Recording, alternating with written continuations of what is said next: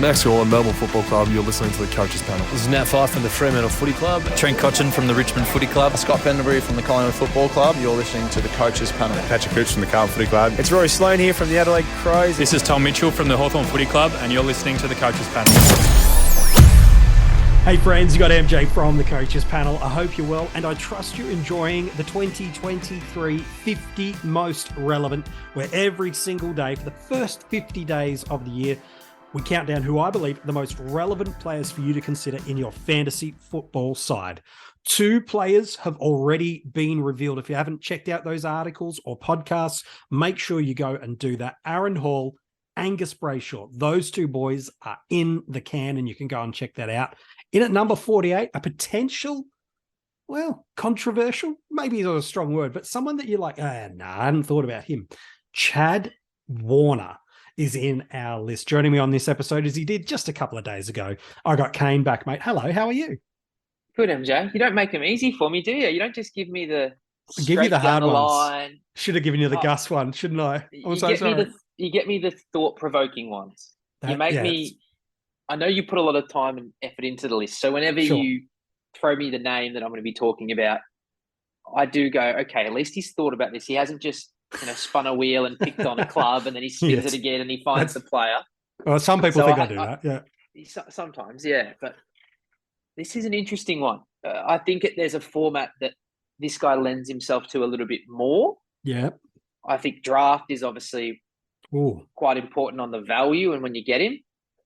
I think, maybe AFL Fantasy with the extra trades is a bit easier, but I know this is your concoction of every format, draft. All in the mix. Melting it together. So, well, let's talk about Chad. 21 years of age, midfielder eligible. And last year, he delivered some really strong scores. His top scores from last year are also his career high scores, and understandably so, considering he's played less than 50 games of league football. 127 against the Dockers is his top AFL Fantasy and Dream Team score, while against the Bombers in SuperCoach, his top score last year and for his career is a 155. In his 3rd season, he averaged 88.67 in AFL Fantasy and Dream Team and a 96.8 in SuperCoach. And we talk about the fact, Kane, that he's played less than 50 games of league football. And when you've got the pedigree of teammates sitting alongside him that play through the midfield, the All-Australian from 2022 in Callum Mills, a previous All-Australian and Premiership player in Luke Parker, in your midfield core, not just rotating through. And then when opposition teams go, you know what, we need to try to stop a bloke, who are they going to? Well, twice last year, they went to Chad Warner. And it's purely, I suppose, Kane, because as good as those guys are as midfielders, there's something damaging and super special about Chad Warner. Oh, 100% MJ. He just pops, doesn't he? When you look at the 2021 season, when we had cottoned on that this guy was going to be a regular in the Sydney team, we knew he had great junior numbers. We didn't get much of a look at him in 2020, but the start of the 2021 season... He was a cash cow for us, by the way. Big cash cow, but didn't he just grab the eye straight away? Absolutely. His explosion out of the stoppage... The one that always sticks in my mind, I think, when it really hit us that this guy's like a genuine, one of the best players in the competition upside, was that Richmond game in round 3, 2021, when he kicked that goal out of the middle, burst out of the stoppage, long goal, finished with a ton in both formats that season. And it was just incredible, wasn't it? We're just like, wow, this is his first 100 of his career. It's against Richmond, the reigning premier. It just captured you, 20 touches, 5 marks, 5 tackles and the 2 goals. And, even after that, there was a couple more 90s. We know he did start to fade out and then he got injured, was able to claw his way back into the team for their final against the Giants in 2021. But, that's right. We did miss a lot of footy. And then last year wasn't in round 1 with Jake Lloyd due to that really late COVID announcement that came through. So, we saw him in round 2, MJ, and he showed that burst again. He showed that power. He showed that explosiveness, and he grabbed one of those midfield slots. And that was, ultra impressive for a guy that at that point, had less than 20 games to his name. It's just ridiculous. Last year, he ranked across the entirety of the AFL 6th for goal assists and inside 50s, as well as finishing top 15 for meters gained. So he doesn't just set up his teammates, he impacts the scoreboard himself as well. He is a goal-kicking midfielder. He kicked 17-22 across the whole AFL season, and he had just 4 games all year where he himself didn't impact the scoreboard himself. From a fantasy perspective, let's look at those numbers. That average of 88.67 across Dream Team and AFL Fantasy consisted of 8 tons. Look, just the one score breaking that 120 marker with a 127. While in SuperCoach, though, and maybe this is a little more of the format that Kane was alluding to at the top of the episode about where his scoring tendencies and ability kind of leans to higher, is he averaged 96.7 across the home and away season. 10 tons, 3 of them were over 120. One of those was a 148, and then that career high game, 155 against Essendon. I think, Kane, we've got to talk about his AFL grand final. I know they don't count from a fantasy perspective, but really, he was a lone hand on that grand final 81-point loss against the Cats on grand final day. Remember, outside of probably the first 10 minutes of the game, and even then it was maybe 5, man, the Swans just could get nowhere near it. But Chad could. 29 disposals at a rate of 72% efficiency. 18 of those touches were contested. 10 clearances. 6 score involvements. 5 inside 50s. 3 rebound 50s. Kicking 2 goals himself. A 113 in AFL Fantasy and Dream Team, and a 126 in SuperCoach. And this was when their team was dismantled from the get-go. Now, let's come back to that 2022 season, and then I'm keen on your take about where and why we should consider him. He's not yet a premium midfielder. I think we need to be really clear on that. He's on the cusp of it, but he's not yet. But when you're starting these guys in your early teams, your starting squads, you're forecasting about what they could become. And so if you're forecasting for Warner, here are a couple of things you're looking for to grab a hold of. One, you're looking at that 2021 trend that Kane alluded to, and you're going, all right, that and 2022 combined, overall, that's a really nice trend. The fact that he established himself inside that best 22, really, really important. If you do the centre bounce split, he goes from around about 53% of centre bounces pre-buy up to about 72% post-buy. So he's really owning that role as a centre bounce midfielder. But I think really what you're looking at, Kane, is you're probably isolating yourself to 2 4-week periods of the year to go, what could he actually be? Twice across the 2022 season, he had a 4-game stretch of 4 consecutive tons. In round 6 to 9, he averaged 106 in AFL Fantasy and Dream Team and 110 in SuperCoach. He then backs it up again just 6 weeks later. Between rounds 16 and 19, he averages 111 in AFL Fantasy and Dream Team. And here's the kicker, 130 in SuperCoach. They're small little capsules, but Kane, when we look at guys, maybe even you could contrast him to an Andy Brayshaw, there are a lot of parallels between these two. Yeah, it's pretty remarkable, MJ. Just that floor is still quite low. It and is. the stealing's not as high as I would have thought, but No, the averages are still really solid, Yeah. especially for a third-year player. So, to be at 89 and 97, I just think we haven't really seen the pop. Like, there's been a 155 and there was a 148 SuperCoach. Yeah. There's been a 127, but, for an average like that, often you see a couple of 130s, maybe even a 160 in SuperCoach. Yeah. And he has that game. Like 103 DT was the 155.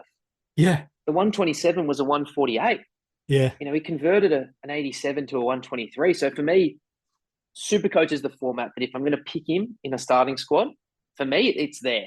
Yeah. And my expectation for that pick is, we know you want the best in each line. And Of in course. the midfield, that's the top 8. But we also have to use a little bit of common sense and think, if 8th is just, say, 112, Sure, in the mids, Well, yeah. let's pull it up exactly what it was last year. 8th was Petrarca at 112.4 In SuperCoach, yeah. in SuperCoach. 16th was 108.3. So 8 points a game. Yeah. Yeah, and even 12th and 13th was Paddy Cripps and Walsh at 111.1 and 111. So over a year, we're talking really, 170 points. Yeah. Yeah, well, we're talking about 22 points really, MJ, if he got, if he can get to 110. That's for me, if he's at 110, that would have had him as 15th in the midfield. But I'm only a couple of points off. I'm only a handful of points off that top. I think that's the important thing is if you're expecting 110 and that's your hope and that's your goal, if he reaches that, he is more than fine as an MA.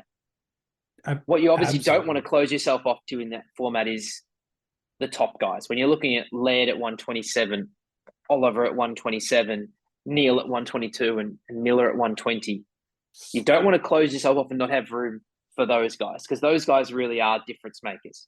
Yeah. But the reality is you are going to have, as you hunt for this best midfield, you're going to have a 112. Just looking at last year, Petrarca was 112. So he was still very good. For me, if Warner did his job and got to 110, that's a great pick. That's a big tick. That's a great pick because he saved you money in that starting squad, that valuable starting squad, to do something else. Well, just 14 players over 110 last year in SuperCoach, and just 18 players went 100 in the midfield, removing the DPP Dunkley scores. Only 18 did it in Dream Team and Fantasy last year. And so the gap that Kane's highlighting is, you want the top 8, top 10 guys. Absolutely. But if it's within a handful of points per game, that's not much because it's not just about what you do on that one pick. It's 86K, MJ, between Petrarca and Warner. It's not much, is it? And that's why a starting squad in particular is something that every time you look at it, you can make a change. Yeah. Because by making that one change, let's say you did have Petrarca, you drop down to Warner with 80 and grab 86K. Where do you put that 86K? Now, we know when we build these squads, the start of the season, we're early January. Sure. You try to put a bit of fat on the rookies. And that is really what gets tricky, is we know that, well, if a rookie comes out in that intra-club game or in that preseason, that official preseason game, and he's going gangbusters, they've got the role and they're 200K in SuperCoach. Unfortunately, even though you might have had a 117er. Yeah, you might have had a 123. Yeah. You're going to have to get them. Yeah. And that's where this comes in, isn't it? You had Petrarca. Yeah, he should be around then. Oh, Warner, I need the rookie. Or it might be another premium MJ. You might have, had an Angus Brayshaw. Yeah, we talked about him yesterday. You get a bit cold feet and you go, oh, no, I need to get up to Sinclair. I need to get up to Sicily in SuperCoach. You use that cash. That's why it's so hard is every pick in your starting squad impacts another pick. So you make one change, it can now I've got more cash. Heaps of others. Well, that's it. And it's hard to get the balance because you go up and get a Jinby at West Coast off a Dowling, 50, 60K right there. The Brayshaw or Hall, who we've talked about already. You want to get up to the big boys. That's where that 50, 60K. So it's not just Petrarca versus Warner because for the most part, head to head, using those two guys, Petrarca will win. But it's the money you save and then reinvest elsewhere that now starts to make someone like Warner really enticing. Because last year, it was the year I have never seen that many mid-price or value selections pop. So guys like Jared Witts, out of nowhere, off the back of an ACL, pops. Sicily, career season. Charlie Curnow for SuperCoach, rebounds massively. Cornelios and Gresham's huge value seasons. These are just a couple of the names. George Hewitt's another in the back line we could throw in there. All these holding pattern guys all worked across the format. So statistically, that won't happen again. But equally, I don't think we've got the same potential depth at this stage to run that. So our structures are going to look really, really different to 12 months ago, which is why someone like Warner for me is fascinating to consider, because he's not yet there as a premium. I think he will be there eventually. The question is not if, but when. And we're talking about him for the starting squads, not as an upgrade target at the moment. But that's where it starts to get interesting. It's that 50, 60K, I really need that. And that's where it becomes interesting, because, it's focusing back to SuperCoach. The reason I think he's quite a nice start in AFL Fantasy too. I'm not bullish on him in DT. I think I'd rather, if you're not sold on him, I'll phrase it better. If you're not sold in DT and SuperCoach, you can't start. You got to find the extra 50, 60K to get up to the Steels, the Petrarcas, the McRaes, the whoever. Or you're going right down to your Hoppers, your Warples, your Sheeds, these kind of obvious stepping stone guys. So if you're not sold in those two salary cap formats, you just can't start him. In AF, you can set a 4 to 6 week stretch and go, right, if he's not going 100, 105, I'll jump off and get the money maker breakout guy that is. Fine, no worries with that. But he's an interesting spot, isn't he, Kane? Because he's format changing, he's squad changing, because the upside is obvious. The premium territory will come, but will it be now? And are you comfortable enough to go for it now? Yeah, and that's what you've got to weigh up. And that's usually what the early rounds are for. If you've lost confidence after 2 weeks that he's not going to work, look at a Sarong last year who was carrying some injuries and had to have a break. Like that does happen with these picks. Yeah. But conversely, if he goes on with it, and you think he can hold a 110, these are the guys, MJ, that I would find very hard to trade into a Warner. Yeah. For the reason that, is it real? Because if you think about it, if you've been enticed into trading into him, he's got off to a very good start. Like he's probably averaging 115, 120. Because in SuperCoach, probably 110 in DT, AF, yeah. Yeah, because if you're looking at that midfield when we start at this point, like there's so many good options. Yeah. So to really, as we say, you've missed out on the points. You've missed out on that good start. Missed the value, yeah. So as if he's 120 through 6, to say, or through 3 or 4, I'm starting to think, well, I think he's about a 110. So now that means he's only going to average about 107 going forward. And so he's got the early buy too, yeah. Yeah, so at least with me, if you start him, you're saying, well, I bought him, high 80s in DT or AF. I bought him in high 90s in SuperCoach. And I've got that bit of value. That's right. Not just in what he's doing performance-wise, but also I've reallocated those funds elsewhere.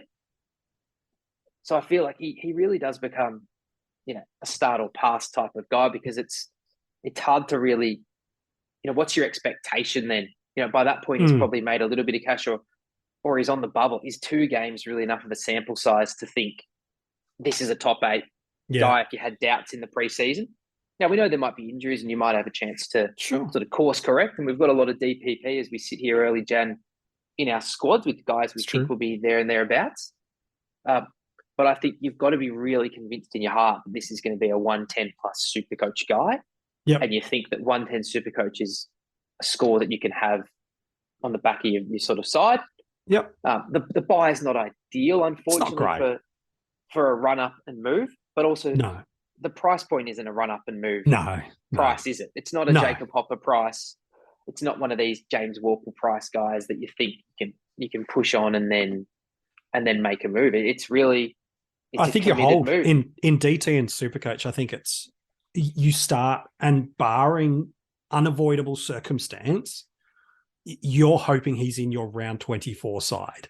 AF is always different. It's always much more fluid in that format. So if there's any doubt that he's not the 110 guy in SuperCoach, or at least a flat ton in DT, you just can't get behind it and start. AF, you can get a few weeks sample and jump as you need. That's fine. But the thing we haven't talked about is the tag. Why did he get the tag over others? I think it's really quite simple, and I think it will maintain this way too.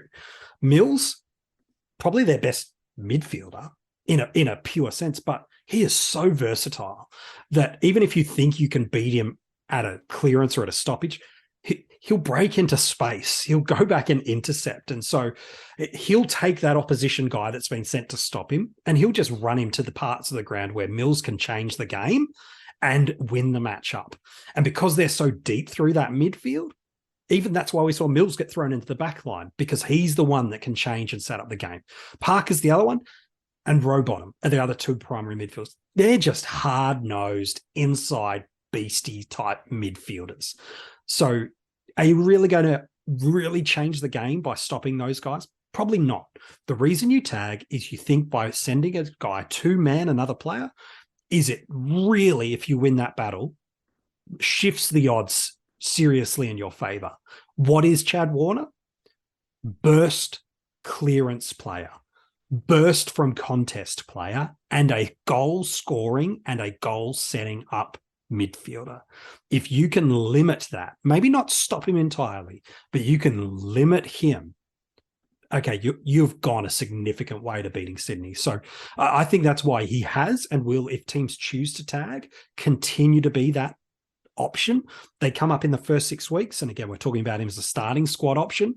The Suns, the Hawks, the D's, Power, Tigers, and Cats in the first 6 weeks. So the Hawks and possibly Port are tag games that they might look at there. But I think you're pretty right on Warner. And that's the thing, MJ, that is baked into the average already, though. It's not like he's never been tagged. He has had some tag and games. He'll get better at figuring it out. Yep. Yeah, I think so. And there's a few where you think with his SuperCoach differential, he actually should convert some of those a bit more. A lot of his tag games, and it's interesting, they were losses as well. So, he's got a 68 DT that was a 51. He's got a 59 and a 59. You start thinking with someone like him, they start still holding that 15-point differential in those tag games. And then we know when they win and really have a big impact on the result, that's when you get the plus 20, 30, and even 40 and 50 that he's shown differentials between DT and SuperCoach. And that's what I think, if he's going to be a 110, that's what you'll see this year. There won't be multiple, sub 70 scores. There might be a handful, but also there'll be a few more of those 130 plus games. And again, it's a brave coach, but with the pedigree he's shown already, and as you mentioned, not even played 50 games. Playing in a team we think's going to be thereabouts. A lot of wins. And it wouldn't shock me. Frees up 50K to get you someone else that you really want. Now it's about the combination. So he right now, second full episode done, now into our third. You're going, he's not that important to me. Okay, well, maybe you start making some tinkers, some 50Ks up and down. All of a sudden, you see what Warner is. You see what he is trending towards becoming. Yeah, he starts to become a lot more relevant in your salary cap formats than maybe what you think he's going to be. Let's talk about drafts. Kane, it's interesting. He's probably got M2 potential, but depending on the format you're drafting in, it's potentially an M3, maybe even an M4 slot you're having to do. But it's so hard this early in January to kind of predict the range of where your M3, M4s are going to go. But it does seem to be early days. Snag a top end forward in your first couple of picks and get in hard and deep on those top end midfielders pretty early. Yeah, I think in SuperCoach, MJ, the upside is probably that M2 range, because that does sort of have him in that 108 to 112 bracket. Yep. Now, I wouldn't want to be really putting my stake in the ground in a draft on it per se, just because I'm not getting that 86K up my sleeve that we spoke about with Petrarca. He's on the board for me. So I think if you can get him as your M3 in SuperCoach, if you can get him as more of your M4 in DT formats. Yeah, well, that's where he's ranked 41 for mids in Dream Team and Fantasy and 34 in SuperCoach, minus the DPP available options through which is what you have to do. Which is what you have to do, because they're always more valuable in their other line. Correct. He just feels like, to me, MJ, and this is always hard to say with these guys, but I do feel like at worst he's maintains his average I think so. And that's a very low burn factor. Yes. Really, really low burn factor if he's going to be basically, very high 80s and very high 90s in SuperCoach. That's just that's plug and play. It's not killing you. It's obviously not giving you the lift that you probably wanted.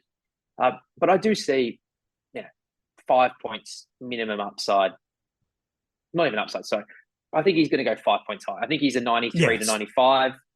In DTAF, with about 80% of my confidence. There's another 10% that says he's 102 plus in DT, 110 plus in SuperCoach. Yeah. And there's always that little bit, isn't there, that says, okay, maybe he just holds or drops slightly. But he feels just like a really safe guy. And it maybe doesn't have, the buzz. Because there's even guys like Hopper MJ that's going to be way down the board. That when you're talking about an 88, 90, that's sort of what he is. Yeah. There's even guys like, fast forward 6-7 weeks.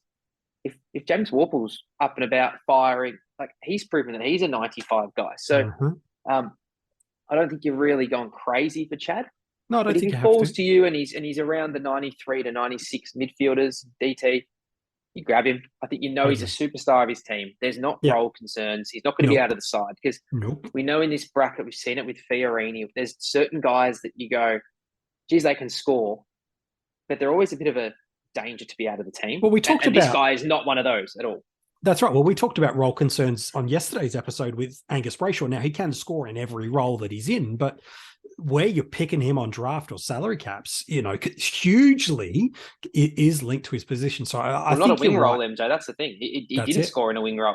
That's right. In the wing role he played in the premiership season, he didn't score. That's what made him so incredible in 2022 was that with Salem injury, he got moved to defence. That's right. And then the team had sort of found a way to work around that even when Salem was reintegrated, and we know he finished in the midfield. As a CBA, yeah. But there is, Brayshaw's right. He could go back to wing. We don't know, but that isn't a scoring role. Whereas Warner, there is a CBA player. Yeah. That's what he is. He's already one of the best 5 players at his club. Correct. And there's some guys that are comparable scorers, but they aren't in the pecking order. They aren't like that. We know a Matt Crouch, MJ. Yeah, correct. Previous, great contrast. Great scorer. He could match him with scoring. Totally. But there is no safety in his role. There's no safety. He's in the 22. But none. That's why my point being with Warner, you've got that safety. So for me, he does just sort of climb up to the top end of those guys that are in this sort of average range because he's just a better footballer, better player. He's going to be in the team more. Totally. And just feels a bit more safer. I think it's a really good call. Hey, mate, appreciate your work on this episode as we talk about the number 48 most relevant player in 2023, Chad Warner. Thanks, Kane. Thanks, MJ. If you want to go and read the article on Chad or of the 2 other players we've revealed so far in Angus Brayshaw and Aaron Hall, you can go and check out those articles at coachespanel.tv or wherever you listen to this podcast. You can go and check out those episodes as well. Every single day throughout January, and through big chunks of February, in fact, for the first 50 days of the year, podcast at wherever you're getting this podcast and an article landing at coachespanel.tv. Tomorrow, it's time we head to the forward line. We've done defender, mid. Let's spice it up and hit into a newly dubbed forward. Is he that relevant? Oh, I think he really could be across your formats. If you want to know who he is right now, just become a Patreon at our breakout or premium tier for a handful of bucks a month. You get exclusive rewards and early access to this podcast, as well as a heap of other stuff you can join. All the details for our Patreon you can find at coachespanel.tv. Tomorrow, we hit the number 47. Tomorrow, our first forward revealed. Who is it? We'll tell you tomorrow.